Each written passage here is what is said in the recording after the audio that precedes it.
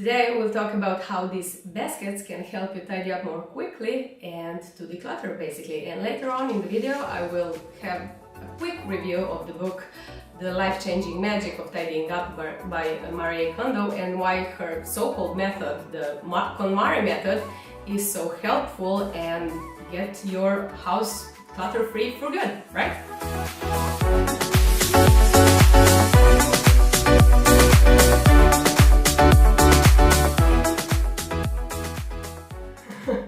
Hi and welcome back to the F.O.O.L channel. So let's cover this laundry basket first and how it can help you to tidy up quickly in under 15 minutes. So let's say you have your guests arriving in about an hour and your house is a mess. You don't know where to start. So what you need to do is to start somewhere, anywhere. It doesn't even matter, okay?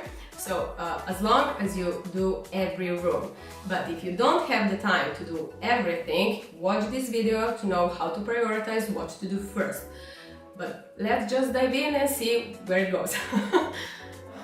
Let's go over some steps. Step number 1, pick a room. Step number 2, get the basket, go into the room and start tidying up. So let's say you choose the living room because your guests are probably going to be there, right?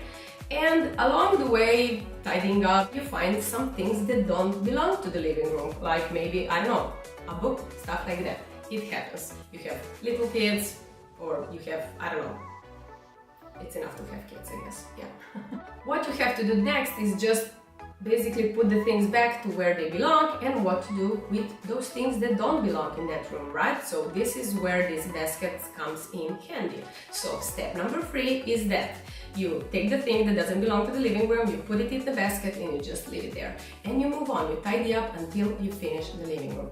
Then you go to step number 4. You finish one room, you go to the next one and you take the basket with you, full with stuff that doesn't belong to the room that you were just in, right? And what you do in the next room, you basically repeat steps 2 and 3. You get into the room, you start tidying up and you take the basket with you, you put in what doesn't belong in that room.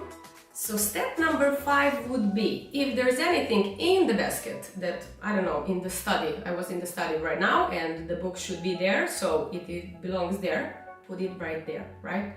So just repeat the steps again and again and you will be amazed on how fast you will tidy up all the rooms, right?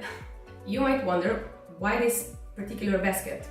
Okay, it doesn't matter, but the thing is focus. So what do we want here is focus. I know for myself I get distracted so easily, and this is why I need this basket for when I'm tidying up, and that's basically the reason, so that I'm not wandering around like a crazy person from one room to another and back and forth and stuff like that, and you probably know what I mean. Time to go to the other baskets. So let's move this right here and take this basket here. So what is this? What are these other baskets about, right? Let's start with the drop zone baskets first. I know you see here the recycle basket, but I cannot really put all of the baskets right in front of you here. So this basket is basically for everything that doesn't belong to you. So every time, I don't know, you have to run an errand, go out with some friends, you just look into the basket and you take something with you to return. And that's it. That's all to it, really. Now we will talk about the recycle or donation basket or stuff like that. But I think you already know where this goes. These other baskets is actually for the things that you want to give away, that you don't have to return. And that's basically it. You can give it away, you can sell them online, you can put them into the second-hand store. You do whatever you need to do with them. You just keep it in a separate basket just to make sure that it doesn't belong to a friend or to a library or to a store. And that's it, really. That's all there is to it, to these baskets. I really hope these little tips will help you. I know they help me. I've been using these baskets and the laundry baskets and these kind of baskets for over a year now. And I'm not saying I use it all the time, but most of the time. So yeah, I'm satisfied. Now let's talk about how to start the declutter, why is it important, and what's the process behind it. So let's dive right in. So, as I said before, I have this book, The Life-Changing Magic of Tidying Up by Marie Kondo. Yeah, I don't have the book with me, so sorry. There's a picture somewhere of the book. Okay, how to actually start to declutter? What Marie Kondo says is that you have to ask yourself one important question, and that is, does it bring me joy? And if it does, keep it. If it doesn't, put it away. That's it, as easy as that. I know it sounds strange, but it really works. And over time, you will develop the muscle of letting things go, at least of the things that really need to go out of your life. Even though Marie Kondo suggests to do all the house in one go, you probably have kids or have to take care of someone, so you really can't do it in one hand. So I suggest you do it in stages. You still follow her rules to first take on the clothes, then to take on the books and the papers and the miscellaneous stuff, and at the end you take on the sentimentals. And these are the really hard ones. And why is in that order?